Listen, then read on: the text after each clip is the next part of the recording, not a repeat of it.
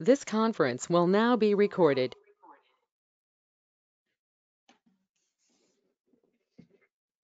So, hi everybody. Just welcome all perceptions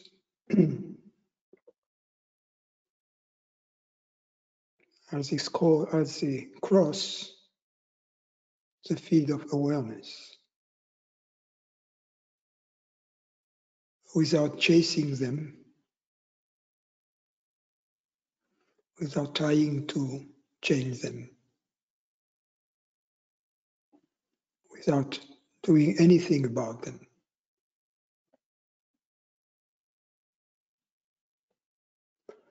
Welcome them in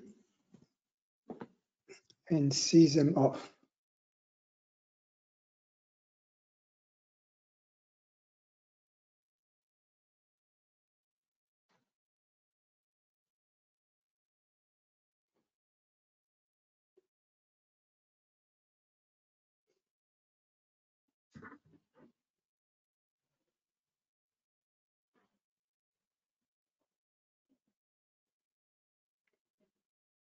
By doing so,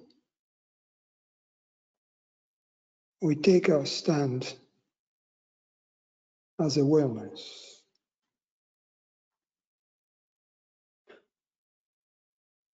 Because awareness is universal yes thing. Awareness says yes to any perception that arises. Its very arising is the yes saying of awareness.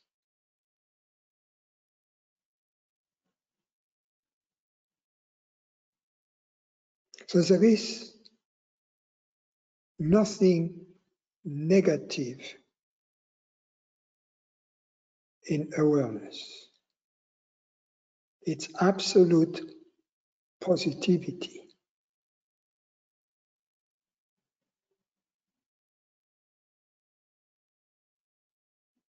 No resistance. Everything flows freely. Everything flows freely.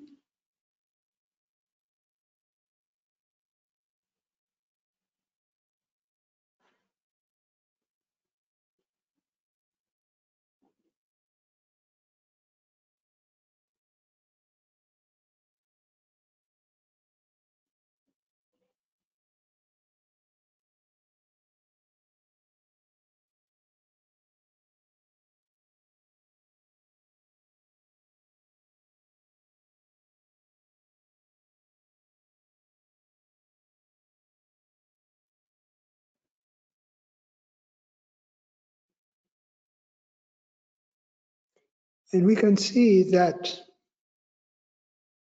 this absolute positivity of awareness, which is our experience,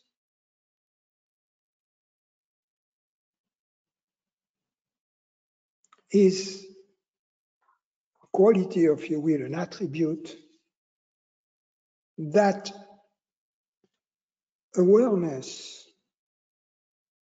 shares with reality.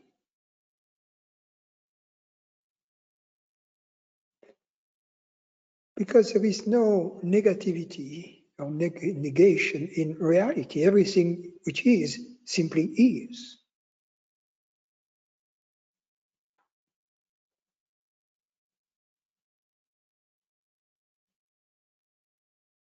Negativity is non-existent. Or as both Parmenides and the Bhagavad Gita say, being is, non-being is not.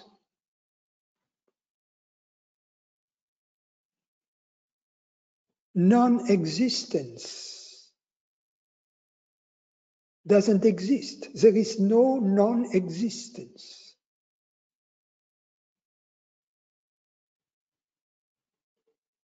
because it is a fact that there is existence. It is a fact. Undeniable fact. Absolute certainty that there is existence, or that there is being, if you will. Therefore, non-being exists only as a figment of imagination that requires being for its very existence. The thought, the concept of inexistence requires being. So the very concept of non-existence carries with itself its own annihilation. Because the concept of non-existence has existence.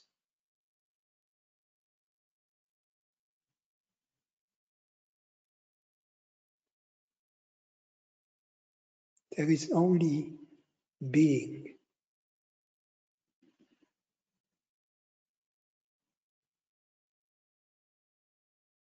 Just as there is only awareness in our experience. And that makes it possible for the two, being a reality on one hand and awareness on the other hand, for the two to be one.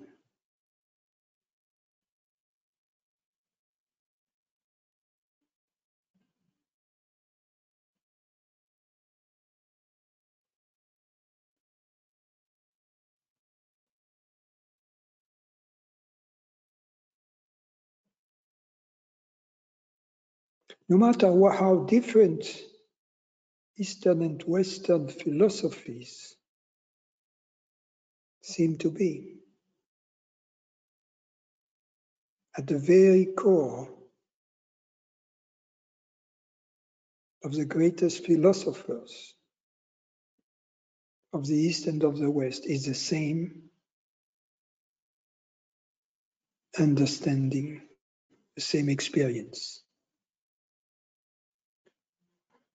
Awareness and being are one. There is only one reality.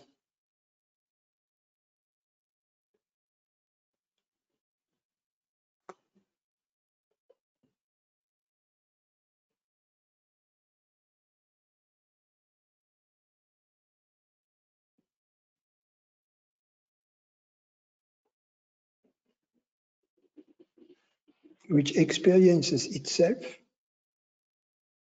as awareness and all its modalities, if you will, its modifications, which are the perceptions. Just as the waves are modalities or modifications of the ocean.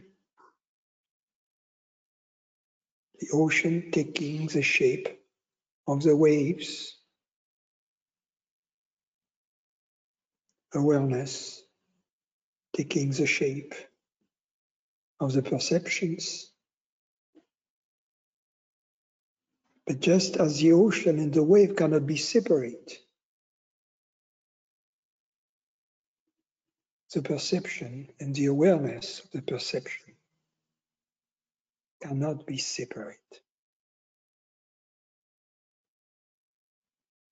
The awareness is a substance of the perceptions, just as reality is a substance of the world.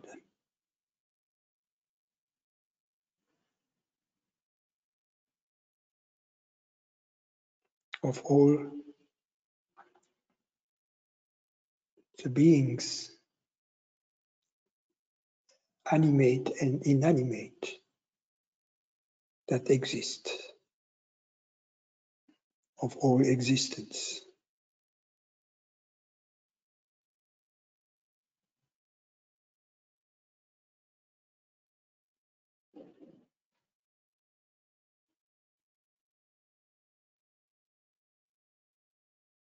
Of all the things.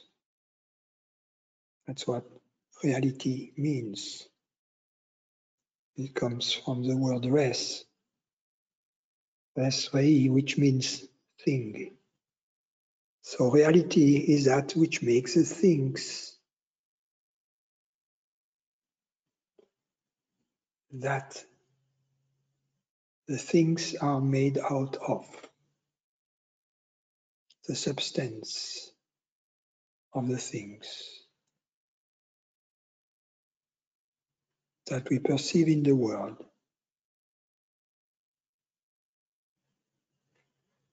And awareness is a substance of our perceptions.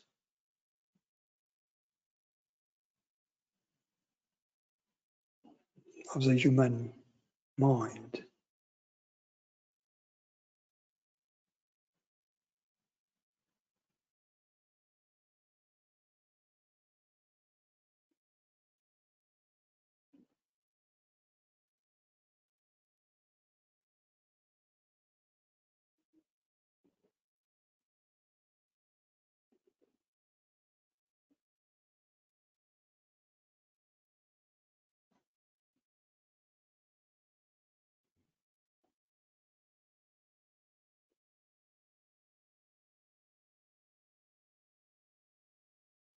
If these words are too philosophical to you, don't worry. Only that which we understand matters.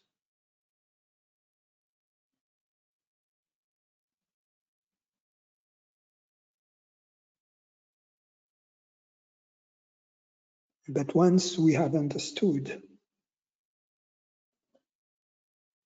one of these statements, we have the key. And all the doors will eventually open using the same key. Sometimes it's a little more difficult to turn the key in the keyhole. There is some rust there.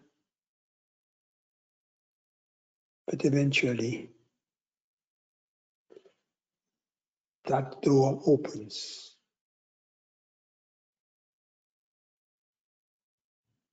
And at some point, we realize that the same key opens all the doors.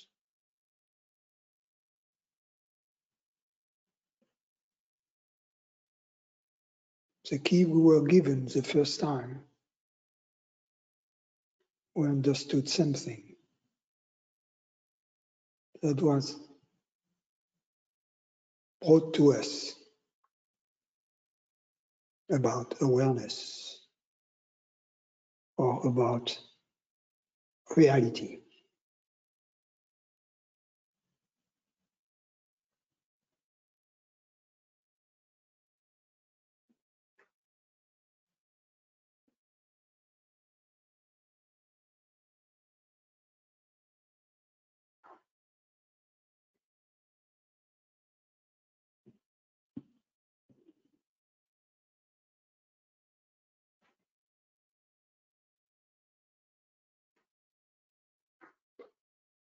Now, if we direct our attention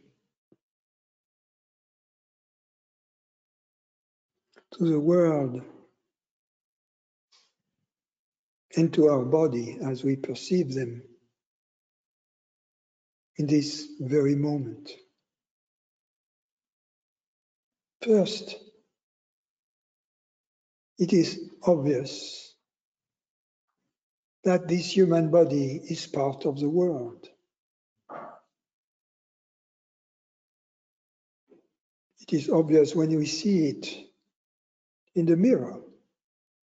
among the other objects in the room is very much part of the room. Or,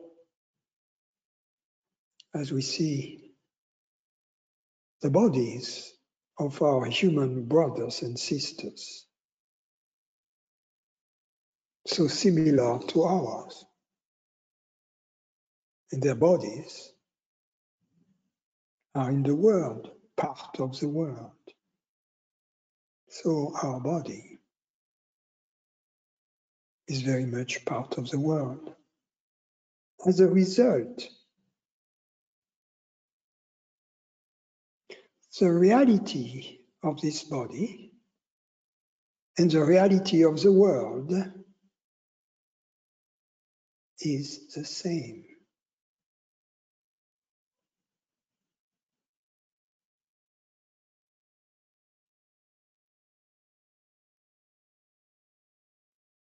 So even if we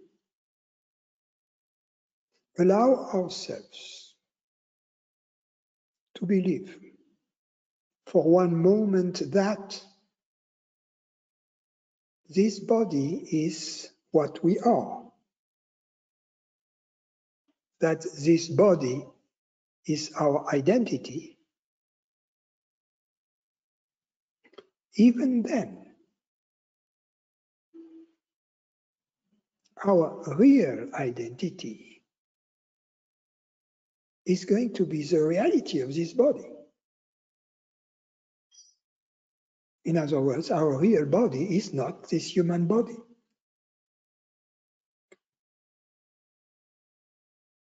Because the reality of our human body, although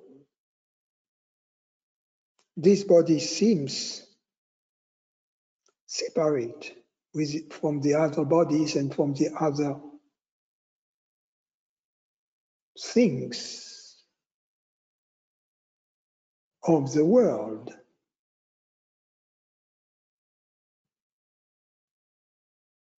the reality of those things and the reality of our body is the reality of the world,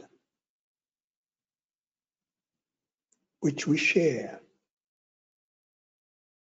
and which is our reality. Therefore, our real identity, our reality is what we really are. Our reality is therefore our real identity, our real self, our real I.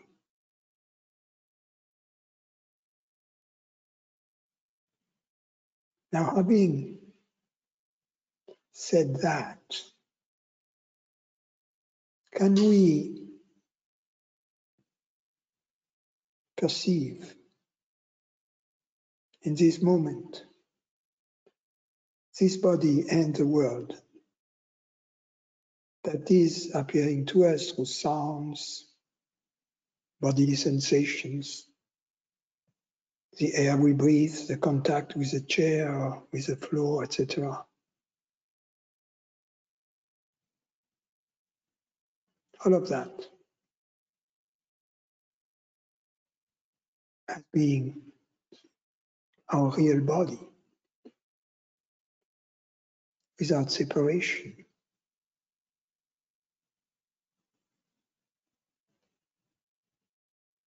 Meaning the body of our reality.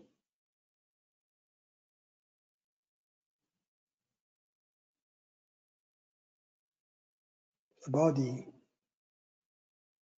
that our reality is manifesting from moment to moment through bodily sensations and sense perceptions.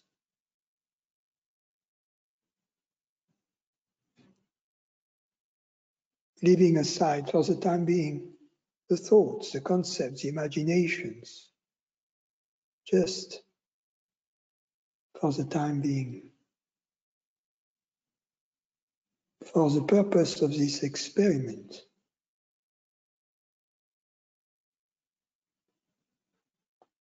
observing, seeing that the bodily sensations and the external sense perceptions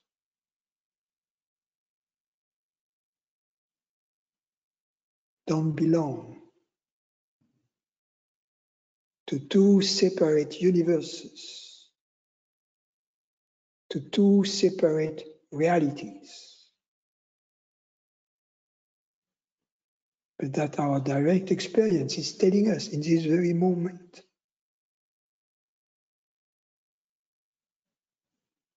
that they are manifestations or creations, if you will,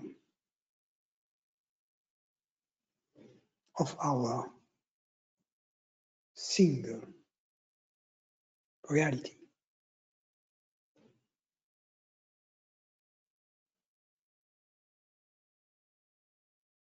And see how this experience transforms and realigns the way we perceive the body and the world that surrounds it.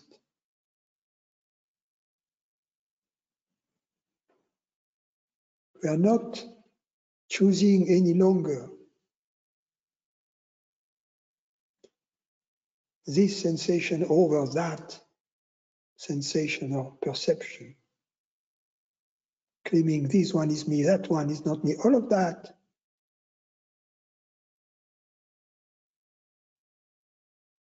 comes after the fact as thoughts that have no basis in experience.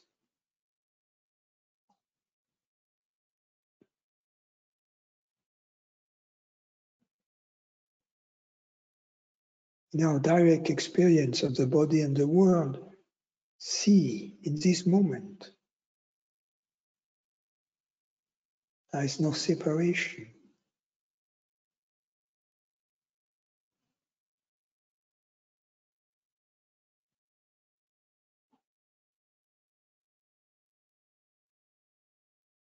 Just as all the thoughts in the mind are unified or united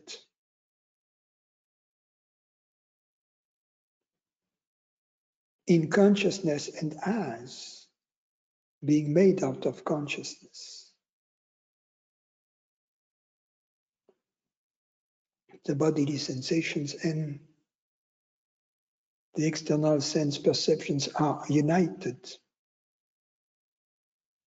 or unified in their perception, in their direct experience, in our direct experience of them as being our real body,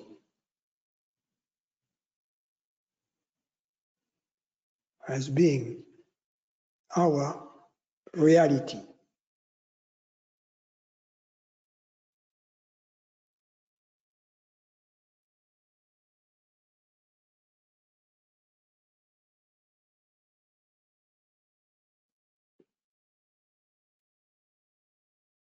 And then we have nothing to do,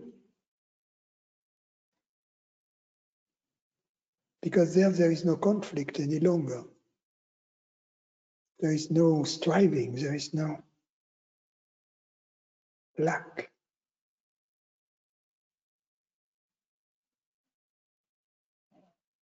The moment our real body is the universe,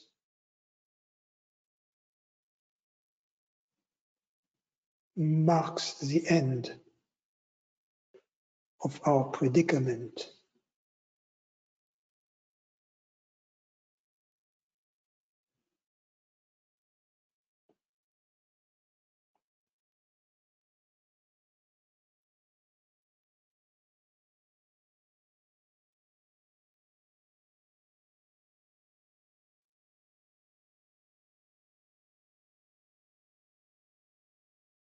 And from there, We can move, we can act. When the body moves, the human body, it moves within itself.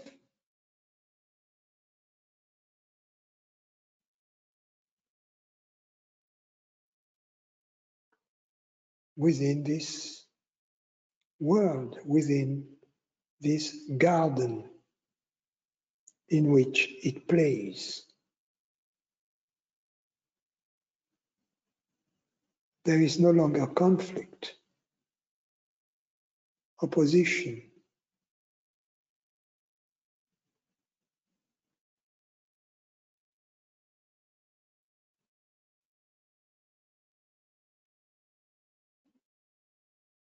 We don't have to stay silent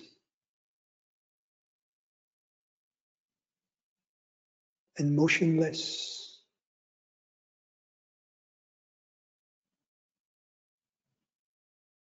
We can act and think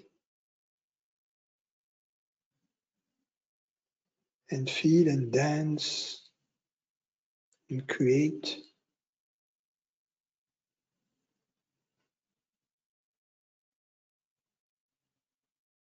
It's just that there is knowingly no separation. When the body, the human body moves, acts, dances, it moves within itself.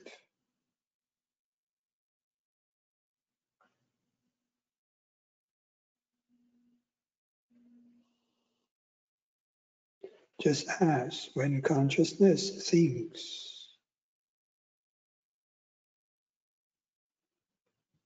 imagines, conceptualizes, perceives, understands,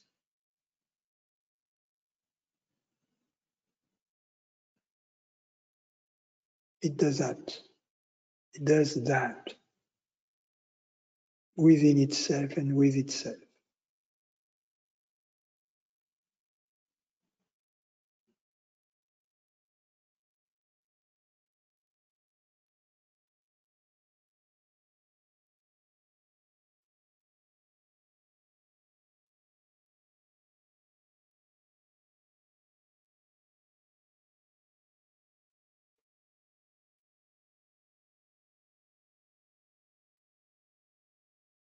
Sometimes you're taken somewhere through this type of guidance.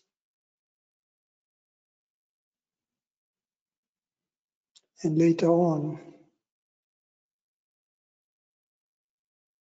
you don't remember how you went there. It's as if you had been taken there blindfolded.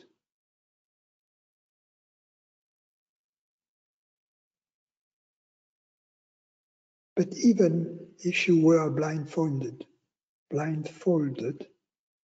on your way there, to use this analogy, there are still some memories that are left. Perhaps sounds you have heard, fragrances you have smelled, that gave you some hints about the path you took. So the next time, even when while seemingly blindfolded, you gather more information, you have more knowledge. And every time you go there,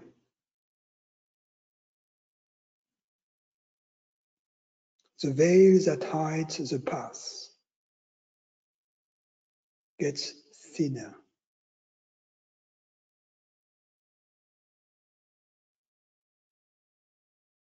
up until it is removed.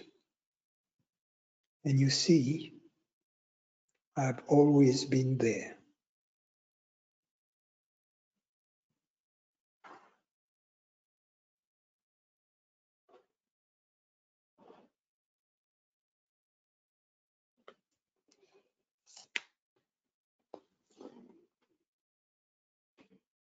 Thank you.